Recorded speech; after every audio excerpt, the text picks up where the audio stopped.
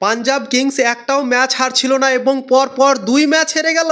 এটাই হচ্ছে ক্রিকেট বন্ধুরা। ক্রিকেটে কখন কি হয়ে যায় কেউ বলতে পারে না। পাঞ্জাব কিংস এত সুন্দর ক্রিকেট খেলছিল, মনে হচ্ছিল কি কোনো দল তাদেরকে হারাতে পারবে না।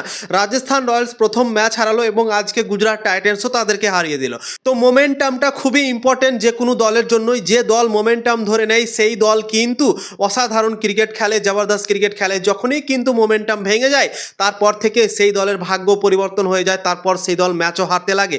সেটা আমরা দেখতে পাচ্ছি বন্ধুরা। কেকেআর দলের সাথে আমরা দেখতে পাচ্ছি, চেন্নাই দলের সাথে আমরা দেখতে পাচ্ছি, তারপর দেখতে পাচ্ছি গুজরাট টাইটান্সের দলে দেখতে পাচ্ছি, হায়দ্রাবাদ দলেও আমরা দেখেছি, পাঞ্জাবের দলেও আমরা দেখতে পাচ্ছি বন্ধুরা। পাঞ্জাব লাগাতার ম্যাচ জিতছিল কিন্তু দুটো ম্যাচ পরপর হেরে গেল। সানরাইজার্স হায়দ্রাবাদও প্রথম 4টা ম্যাচে মাত্র একটা জিতেছিল, 5টা ম্যাচ তারা লাগাতার জিতলো। আজকে কেকেআর দল তাদেরকে হারালো। কেকেআরও 5টা ম্যাচ পরপর হেরেছিল, তারপর জয় পেয়েছিল। গুজরাট টাইটান্সও ভাই প্রথম দুটো ম্যাচ হেরে গিয়েছিল, তারপর তারা 3টে ম্যাচ জিতেছিল, তারপর আবার দুটো ম্যাচ হেরে গিয়েছিল, আবার তারা 3টে ম্যাচ জিতে গেল বন্ধুরা। তো মোমেন্টামটা খুবই জরুরি এবং যখনই কোনো দল মোমেন্টাম লুজ করে দেয় সেই দল কিন্তু 2-3টে ম্যাচ লাগাতার হেরে যায় বন্ধুরা। সেটাই আমরা দেখতে পাচ্ছি আইপিএল 2026 সালে। যে দল মোমেন্টাম ধরে নিয়েছে সেই দল ম্যাচ জিতে যাচ্ছে একের পর এক।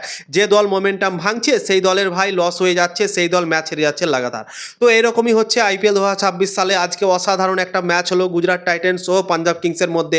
হাড্ডাহাড্ডি লড়াই হলো। Last over of the match গেল। 19 ওভার 5 বলে গুজরাট টাইটান্স 164 রানের টার্গেট চেস করলো। পাঞ্জাব কিংস আজকে ভালো ক্রিকেট খেলতে পারেনি। যেভাবে তারা ক্রিকেট খেলে, ধামাকেদার আন্দাজে ক্রিকেট খেলে, সেরকমভাবে আজকে পারফরমেন্সই দিতে পারেনি পাঞ্জাব কিংস ব্যাটিংয়ে। 46 রানে 5টা উইকেট হারিয়ে দিয়েছিল পাঞ্জাব কিংস এবং অসাধারণ বল করেছে Kagiso Rabada, Mohammad Siraj, Jason holder সব থেকে ভালো বল করেছে। 4টা উইকেট নিয়েছে এই ম্যাচটাতে এবং পাঞ্জাবের ব্যাটারদের উড়িয়ে দিয়েছে। আজকে তোমরা বলতে পারো চারোখানে চিৎ করে দিয়েছে বন্ধুরা। দিয়ে 163 রানই করতে পেরেছিল, তাও আবার একটা নতুন ব্যাটারকে খেলিয়েছিল পাঞ্জাব কিংস। সে 50+ রান করার পর পাঞ্জাব কিংস 163 রানে পৌঁছতে পেরেছিল। 164 টার্গেট দিয়েছে। গুজরাট টাইটান্স সেই রানটা চেস করতে নেমে তারাও অনেকগুলো উইকেট হারিয়ে দিয়েছিল। 6টা উইকেট হারিয়ে 19 ওভার 5 বলে চেস করলো রান এবং অনেক কষ্ট হলো এই রানটা চেস করতে। Last over of the match গেল। লাস্ট ওভারে 11 রান প্রয়োজন ছিল ম্যাচ জেতার জন্য, তা সত্ত্বেও ম্যাচ জিতে গেল গুজরাট টাইটান্স। কেননা পাঞ্জাবের দিক থেকে ভালো একটা বোলার ছিল না, মার্কাস স্টনিস বল করছিল লাস্ট ওভারটাতে।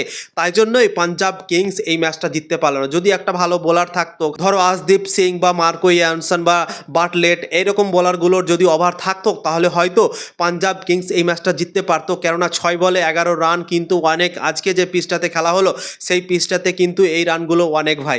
তো ভালো একটা যদি বোলার থাকতো তাহলে হয়তো গুজরাট টাইটান্স হারতেও পারতো, পাঞ্জাব এই ম্যাচটা জিততে পারতো, কিন্তু পারলো না। শ্রেয়াস আয়ার মেন বোলারদের ওভার আগেই করিয়ে দিয়েছিল, তাই জন্যই লাস্ট ওভারটা বাধ্য হয়ে দিতে হয়েছিল মার্কাস স্টয়নিসকে এবং মার্কাস স্টয়নিস 11 রানটা বাঁচাতে পারলো না বন্ধুরা।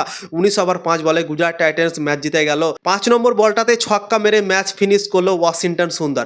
তো অসাধারণ আজকে পারফরমেন্স দিল গুজরাট টাইটান্স। বোলিং ব্যাটিং সব জায়গায় কামাল করলো এবং গুজরাট টাইটান্স পয়েন্টস টেবলে 5 নম্বরে পৌঁছে গেল বন্ধুরা। 10টা ম্যাচ খেললো, 10টা ম্যাচে তারা 6টা জিতলো এবং 12 পয়েন্ট নিয়ে এখন 5 নম্বরে গুজরাট টাইটান্স।